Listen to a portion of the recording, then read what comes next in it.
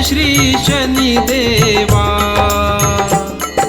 सूर्यसुता शनी मूर्ती तुझी आगाध कीर्ती, एकमुखे काय वर्णू शेषान चले स्फूर्ती। जय जय श्री शनी देवा। ओम नमः शिवाय, ओम नमः शिवाय, हर हर बोले नमः शिवाय। परमपूज्य विश्वचैतन्य अंधारातून प्रकाशाकडे घेऊन जाणारे महान संत आणि माझे सद्गुरू चैतन्य त्यागेश्वर महाराजांना आपण वंदन करूया। या कलियुगाचा राजा, सत्याचा सागर, सूर्यसूत, मी म्हणणाऱ्यांना पाचारण करणारा असा धर्मप्रिय, शिवप्रिय आणि तुम्हा आमचा आराध्य दैवत शनिदेव यांना आपण प्रथम दंडवत नमस्कार करूया। आपण पाहत आहोत प्रपंच करून परमार्थ कसा असावा। प्रत्येक जण हा परमार्थ करत असतो, पण परमार्थ करत असताना भगवंताला अनुकूल, भगवंताला हवं त्या पद्धतीनं आपली साधना, आपली आराधना होतो का नाही हे आपण पाहत नाही। तसं पाहिलं, भगवंताला आचारप्रिय भक्त खूप आवडतो। ज्याच्याकडे आचार आहे तो त्या साचेमध्ये बसून साधना करतो, असा भक्त भगवंताला खूप प्रिय असतो। आचार हे एक असं वस्तू आहे की आपल्याकडे खूप श्रीमंती आहे। श्रीमंत माणूस अंगावर दागिने घालू शकतो, अलंकार घालू शकतो, पण गरीब माणूस आहे, पण तो आचारशील आहे। तो आचारशील असल्याने ईश्वराला तो प्रिय आहे। मग तुम्ही म्हणाल की आम्ही दागिने वापरायला नको का, अलंकार वापरायला नको का, श्रीमंती ठेवायला नको का, असाही थोडासा मनामध्ये भ्रम निर्माण होतो। तो अलंकार असा पाहिजे, जिवंत असतानाही कोणी आपल्यापासून घेता कामा नये, हिसकावता कामा नये, चोरी होता कामा नये, आणि मृत्यूनंतरही ती वस्तू कोणीही आपल्यापासून हिसकावून घेता कामा नये, चोरी होता कामा नये। ते म्हणजे आचार। एखाद्या सोन्याच्या दागिन्याची चोरी होऊ शकते, त्याला खूप आपल्याला जपावं लागतं। भौतिक संपत्ती असेल तर त्यालाही खूप जपावं लागतं। ईश्वर कृपेने आपण खूप काही संपत्ती कमवलेला आहे, खूप काही दागिने, पैसा, अडका, रत्न, हिरे खूप कमवले, पण झोपताना आपल्याला झोप लागत नाही। कुणीतरी येतोय असं भास होतो, कुणीतरी दरवाजा उघडता असं भास होतो, कारण असताना होतो, आणि अर्धी आपली झोपमोड होते। मग आपली दिनचर्या व्यवस्थित जात नाही, आपल्या दिनचर्यामध्ये बदल होतो। सगळ्यात प्रिय आहे तो आचार, म्हणून ईश्वराला तो आवडतो। तो आचार एक असा आहे, तुम्ही तदाहयात राहिलात काय, नसलात काय, ते कायमस्वरूपी राहतं आणि तुमच्या नंतर ते तुमच्या बरोबर येतं। मग त्याच्यासाठी काय केलं पाहिजे, याचं थोडंसं आपण बारकाईनं अभ्यास केला पाहिजे। तो आचार प्राप्त करण्यासाठी काय केलं पाहिजे, आचाराचेही 8 प्रकार आहेत. आचाराचे खूप प्रकार आहेत. आपण म्हणतो एक आचार म्हणलं की संपला, असं नाही होत. त्या आचारातनं आपण काय प्राप्त करायचं आहे, आपल्याला आपला हेतू काय, उद्देश काय, आपल्याला काय साध्य करायचं आहे, याच्यावर आचाराचे प्रकार ठरले जातात. आता पहा, आपण पूजेला बसतो किंवा ईश्वराच्या दारामध्ये आपण सत्संगामध्ये आलात किंवा आपण रांगेमध्ये उभे आहोत किंवा ईश्वराच्या पुढे आपण हात जोडून बसलेला आहोत. प्रकार वेगळे वेगळे आहेत, पण साध्य करण्याचा हेतू हा एकच आहे. पण ते घडत नाही, आपल्या हातनं ते कार्य जात नाही.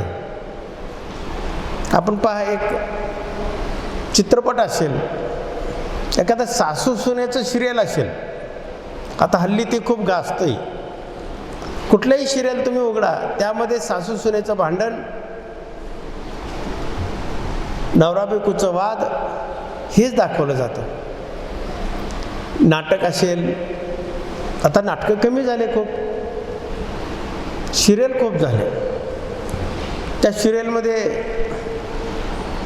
आपण एकटक पाहत असतो, मन लावून पाहत असतो. अगदी जीवापाड त्या पापणी सुद्धा कधी कधी आपण हलवत नाही, एवढा बारकाईनं आपण त्या चित्रपटाकडे, त्या सिरियलकडे, आपण त्या TV मध्ये पाहत असतो. अगदी तन मन धन लावून पाहतो. एखाद्या सिरियलचा भाग चुकू नये म्हणून महत्त्वाचं काम सुद्धा आपण बाजूला ठेवतो आणि मात्र त्या वेळेला बरोबर TV लावतो आणि सिरियल पाहण्यासाठी आपण बसतो. त्यावेळेस एखादा बाळ असेल किंवा सासू सासरे असतील, ते आपल्याला त्रासदायक ठरू नये म्हणून TVचा आवाज वाढवतो. म्हणजे त्यांनी बोलवलेलं आपल्याला ऐकू नये, त्यांनी बडबड करत असताना आपल्याला ऐकू येऊ नये. किंवा खूप मुलगा रडत असला तर त्याला एखादा कार्टून लावून देतो. पण इतकं तन्मयने आपण ते पाहत असतो.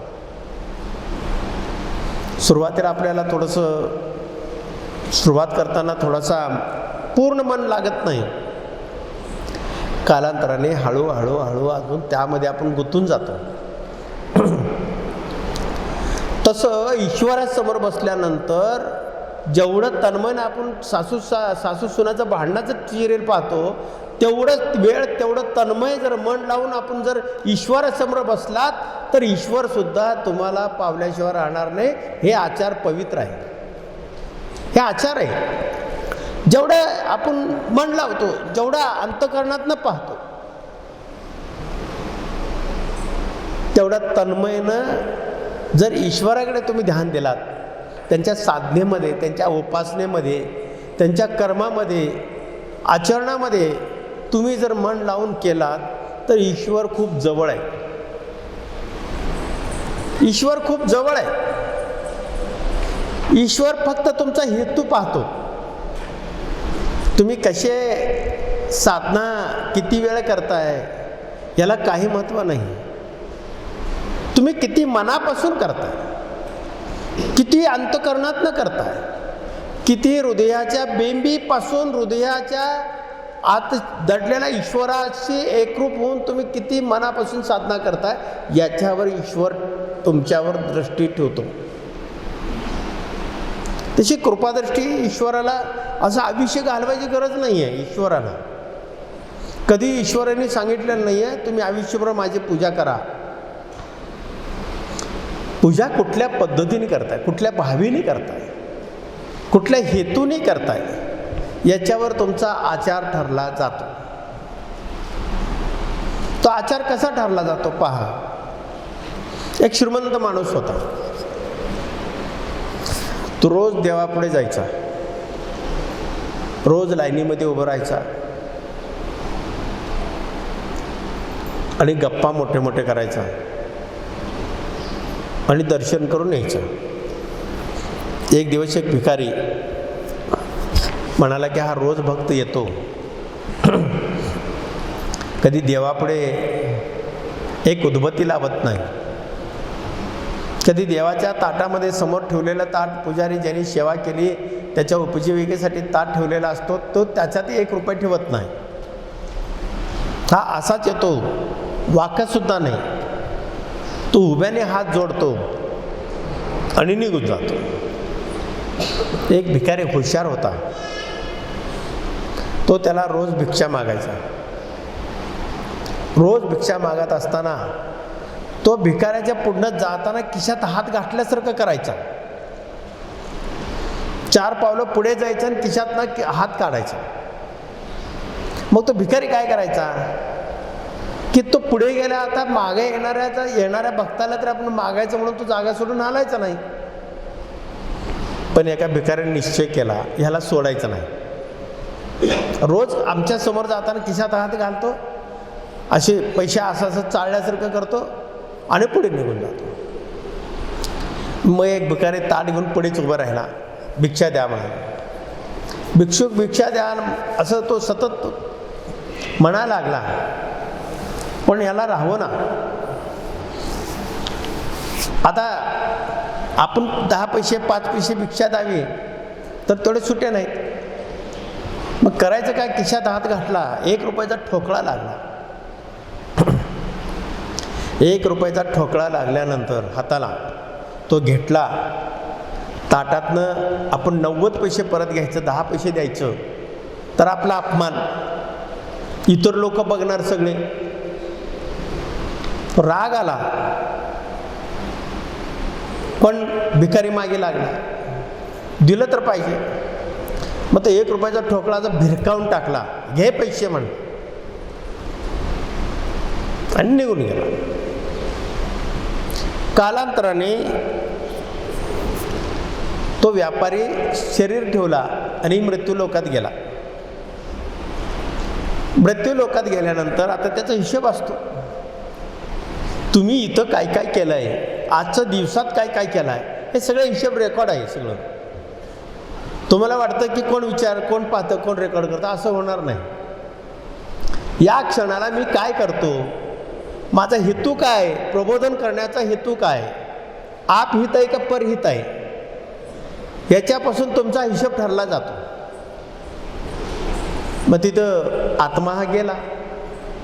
आत्मा हा गेल्यानंतर तिथं 2 माणसं असतात हिशोब लिहायला अगोदर, एक चित्र आणि गुप्त. त्याचा आत्मा गेल्यावर चित्रांनी त्याची डायरी काढली आणि बघितलं की याने आयुष्यात काही केलेलं नाही आहे, 1 रुपया दान केलाय, कधीही काही कोणाला केलं नाही, फक्त 1 रुपया दान केल्याचा त्याच्या हिशोबात नोंदी धरण्यासाठी तो लिहायला सुरुवात केला. तेव्हा गुप्त लिहित असताना चित्राने सांगितलं की तू काय लिहितोस. तो म्हणाला त्यांनी 1 रुपया दान केलेला आहे, तो लिहितो. तेव्हा गुप्त म्हणाला की अरे तू नक्की विचार करून लिही. म्हणलं काय लिहितोस तू जमा लिहितोस, मी खर्च लिहितो, तू पुण्य लिहितोस, मी पाप लिहितो. चित्रगुप्त दोघांनी विचार करायला लागले काय लिहावं.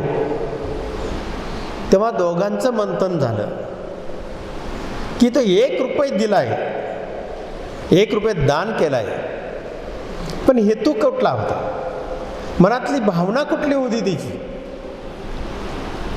जर त्या ठिकाणी तेवढ्या क्रोधामध्ये येऊन जर तो एक दगड त्याच्या हातामध्ये असता तर दगड फेकून मारला असता तर त्याचा खून झाला असता, त्याचा मृत्यू झाला असता, त्याला लागलं असतं, तो दुःखी झाला असता. मग तो पुण्यात येणार का पापात येणार.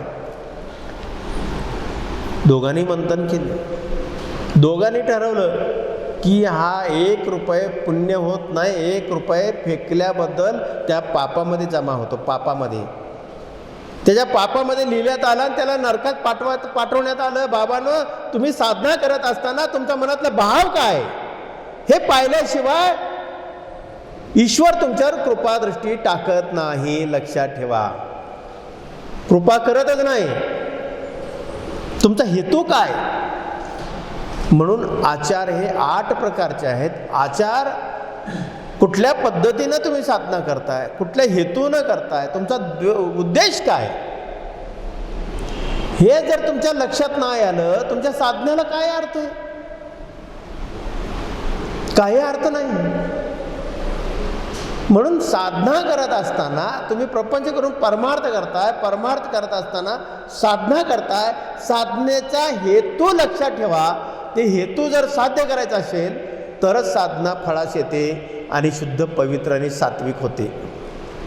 त्यातर होऊ शकत नाही. मग ह्याच्यासाठी आपण कसं वागला पाहिजे? तर याच्यासाठी मला एवढं सांगायचं आहे की तुमच्या त्याच्या पाठीमागचा हेतू समजून घेऊन, जर तुमचं शुद्ध आहार असेल तर शुद्ध विहार असेल. तुम्ही कसे म्हणताय आहार आपण ठरवायचा असतो. एक वेळा जेवण करतो तो योगी, 2 वेळा जेवण करतो तो भोगी आणि 3 वेळा जेवण करतो तो रोगी. तुम्ही जर ईश्वराने दिलेलं आहे, भरपूर श्रीमंती दिलेलं आहे, मग नुसतं कचकून खायचं आणि झोपून राहायचं, त्याला आचार म्हणत नाहीत, अजिबात नाही. ईश्वराने आयुर्वेदामध्ये लिहिलेलं आहे. आयुर्वेदामध्ये तुम्ही थोडंसं तपासून पहा. तुम्हाला जर 2 भाकरीची भूक असेल तर 1च भाकर खा, अर्धपोटी खा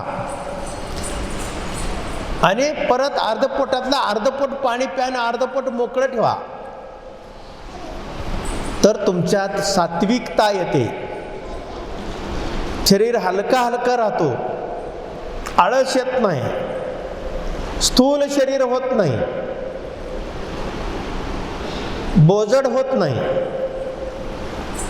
आणि जेव्हा ही सगळी क्रिया करताय तेव्हा तुमच्यामध्ये एक प्रकारची चेतना निर्माण होते, एक प्रकारची ऊर्जा निर्माण होते आणि ती ऊर्जेच साधनेला साध्य करते. आणि साधना करत असताना त्यातनं तुमचा आचार शुद्ध घडतो, आचार शुद्ध होतो. आचार शुद्ध झाला की ईश्वर सुद्धा तुमच्या बरोबर खेळतो.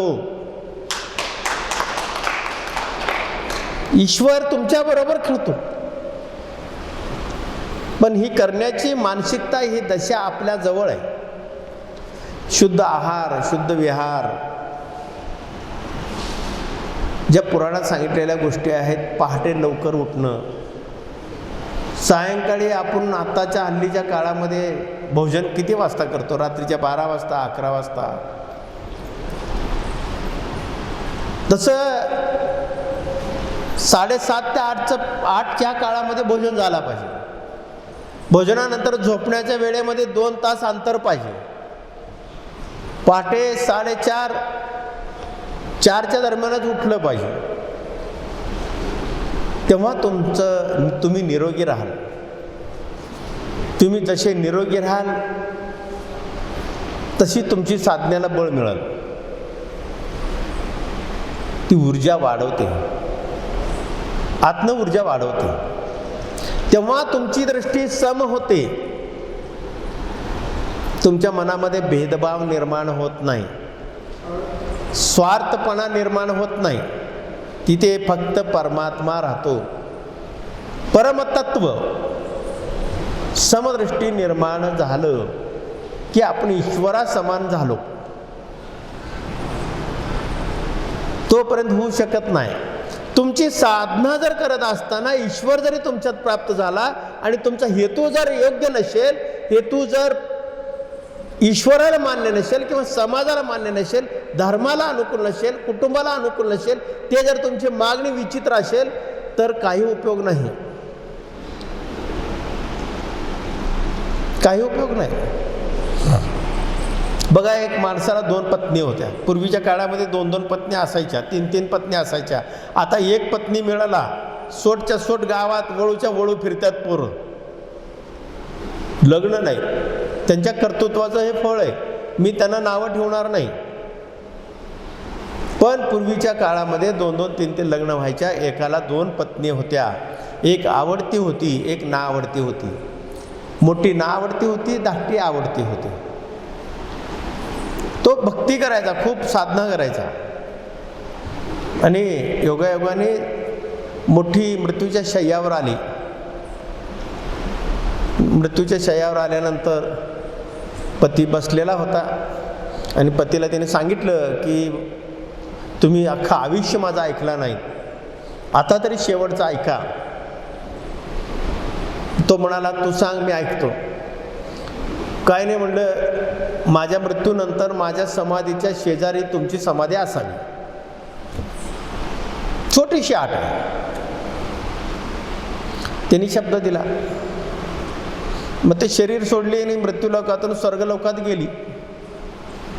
तिचं समाधी वगैरे बांधण्यात आलं. बांधल्यानंतर कालांतराने हाही मृत्यूच्या शय्यावर गेला. पहिली पत्नी गेली, दुसरी पत्नी सुद्धा मृत्यूच्या शय्यावर गेली आणि तिनंही ध्येय ठेवला आणि तिचाही समाधी मधी अंतर ठेवून बांधण्यात आलं. एकीकडे मोठीचा, एकीकडे धाकटीचा. मग तोही मृत्यूच्या शय्यावर गेल्यानंतर श्वास सोडण्याच्या अगोदर मुलांना बोलवलं त्यांनी आणि सांगितला, बघा नीट समजून घ्या, तुमच्या लक्षात येईल हे. तो मुलाला बोलवून तो सांगतो की बाबा रे, म्हणलं माझी समाधी दोघांच्या मध्ये बांधा, पण किंचित बारकीकडे बांधा. जी छोटी आहे ना तिच्या बाजूला जास्त जवळ बांधा, मोठीच्या जवळ बांधू नका. हा हेतू कसला? हा समदृष्टी आहे. हा समदृष्टी होऊ शकते, समभक्ती होऊ शकते. हे आचारशील माणसाचं लक्षण नाही. ज्याच्याकडे आचार शुद्ध आहे, ज्याच्याकडे आहार आहे, विहार आहे, ज्याच्याकडे नियमाचं पालन आहे, धर्माचं पालन आहे, त्या माणसाच्या दृष्टीनं सर्व समान असतो. याच्या दृष्टीनं तो समान नव्हता. तो मरताना सुद्धा ना आवडतीकडे समाधी नको, आवडतीकडे समाधी हवी, म्हणून तो किंचित धाकटीकडे समाधी घ्या म्हणून सांगतो. तशी आपली साधना असेल तर आपण मला सांगा, ती तुमचं साधना उपयोगाचं आहे का? कधी फळाश येणार नाही. म्हणून प्रपंच करताना परमार्थ करा. परमार्थ असा करा की त्यातनं आचार निर्माण झाला पाहिजे आणि आचारातून समदृष्टी निर्माण झाला पाहिजे, समदृष्टीतून ईश्वर प्राप्त झाला पाहिजे.